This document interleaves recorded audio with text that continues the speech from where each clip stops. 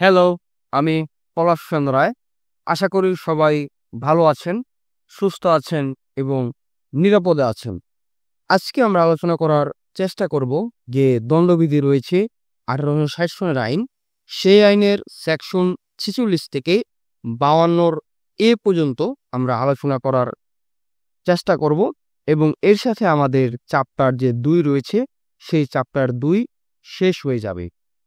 ধারা ৪৬-এ বলা হয়েছে যে ডেথ অর্থাৎ মৃত্যু, অর্থাৎ এখানে বলা হয়েছে যে প্রসঙ্গে ভিন্নরূপ যদি কিছু না বোঝায় তাহলে যে মৃত্যু শব্দটি রয়েছে সেই মৃত্যু শব্দটি দ্বারা কোনো মানুষের মৃত্যুকে বোঝাবে।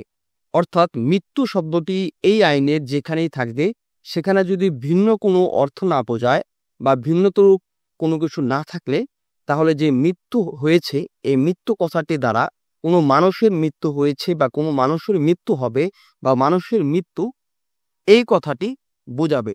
অর্থাৎ এখানে বলা হয়েছে যে death of a human being unless, অর্থাৎ এখানে অন্য কোনো কিছু যদি না বোঝায়, অর্থাৎ ডেথ যে ওয়ার্ডটি রয়েছে বা শব্দটি রয়েছে সেই ডেথ শব্দটি দ্বারা মৃত্যু বোঝাবে কোনো মানুষের মৃত্যুকে। তার পরবর্তীতে বলা হয়েছে যে ধারা ৪৭ যে অ্যানিম্যাল অর্থাৎ কোনো প্রাণী। এখানেও সেমভাবে বোঝানো হয়েছে যে প্রাণী শব্দে মানুষ ছাড়া যে কোনো জীবন্ত সৃষ্টিকে বোঝাবে। অর্থাৎ মানুষ ছাড়া যে জীবন্ত সৃষ্টি রয়েছে আমাদের চারপাশে যা কিছু তাদেরকেই মূলত প্রাণী বোঝাবে। তার পরবর্তী যে সেকশন রয়েছে সেকশন ৪৮ অর্থাৎ ভ্যাসেল বা জাহাজ যেটাকে বলা হচ্ছে। তো এখানে বোঝাচ্ছে যে জাহাজ শব্দটি দ্বারা যে জলযোগে মানুষ কিংবা সম্পত্তি যে পরিবহন করা হয় বা পরিবহন করার জন্য যে প্রস্তুতকৃত কোনো যানবাহন রয়েছে সেই সকল যানবাহনকেই বোঝাবে। সেটা যে কোনো ধরনের যানবাহন হতে পারে, তবে সেটা মানুষ বা কোনো সম্পত্তি পরিবহনের জন্য হতে হবে। তার পরবর্তীতে যে সেকশন ৪৯ রয়েছে সেই সেকশন ৪৯-এ বলা হয়েছে ইয়ার অর মান্থ অর্থাৎ বছর এবং মাস। এখানে বলা হয়েছে যে year or the word month is used, অর্থাৎ এখানে বছর এবং মাস শব্দটি ব্যবহার করা হয়েছে যেখানে বুঝতে হবে যে উক্ত বছর বা মাস সেটি হচ্ছে according to the British calendar. অর্থাৎ যে এই আইনে যেখানে বছর বা মাস শব্দটি ব্যবহার করা হয়েছে সেটি বুঝতে হবে যে উক্ত যে বছর এবং মাস শব্দটি রয়েছে সেটি ব্রিটিশ ক্যালেন্ডার অনুসারে গণনা করা হয়েছে। এই কথাটি এই সেকশনে মূলত বলা হয়েছে। ধারা ৫০ অর্থাৎ সেকশন ৫০-এ বলা হচ্ছে যে সেকশন বা ধারা, অর্থাৎ এখানে দ্য ওয়ার্ড সেকশন অর্থাৎ ধারা শব্দে এই বিধির যে কোনো অধ্যায়ের যে অংশসমূহ রয়েছে এক একটিকে বোঝাবে। অর্থাৎ এই যে ধারা ৪৯, ধারা ৫০, ধারা ৪৮, ধারা ৪৭ এই যে অংশসমূহ রয়েছে প্রত্যেকটি অধ্যায় এই প্রত্যেকটি এক একটিকে বোঝাবে এবং যার পূর্বে একটি সংখ্যাবাচক শব্দের সাহায্যে প্রত্যেকটি স্বতন্ত্র বা আলাদা আলাদা করা হয়েছে। যেমন ধারা ৫০ একটি আলাদা, ধারা ৪৯ আলাদা ইত্যাদি। তার পরবর্তীতে বোঝানো হচ্ছে যে সেকশন ৫১ বা ৫১। এখানে বলা হচ্ছে যে ওথ অর্থাৎ শপথ বা হলফ।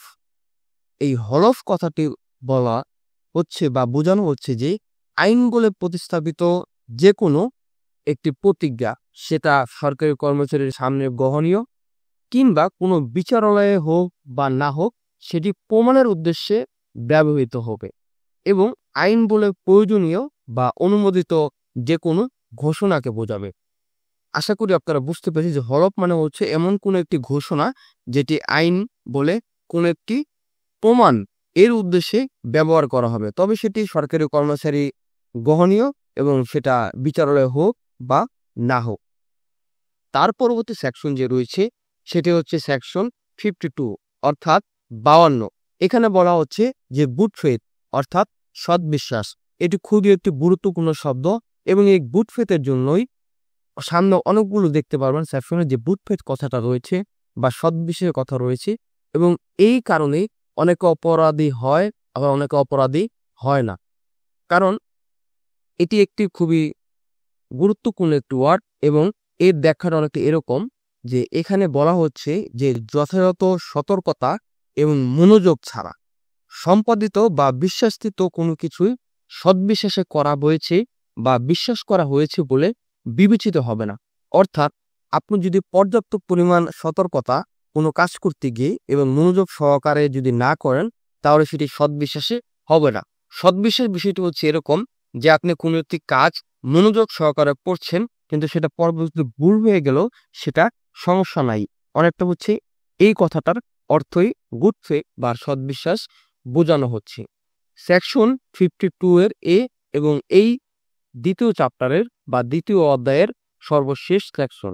এখানে বলা হচ্ছে যে হারবর, অর্থাৎ এখানে আশ্রয় শব্দটি ব্যবহার করা হয়েছে।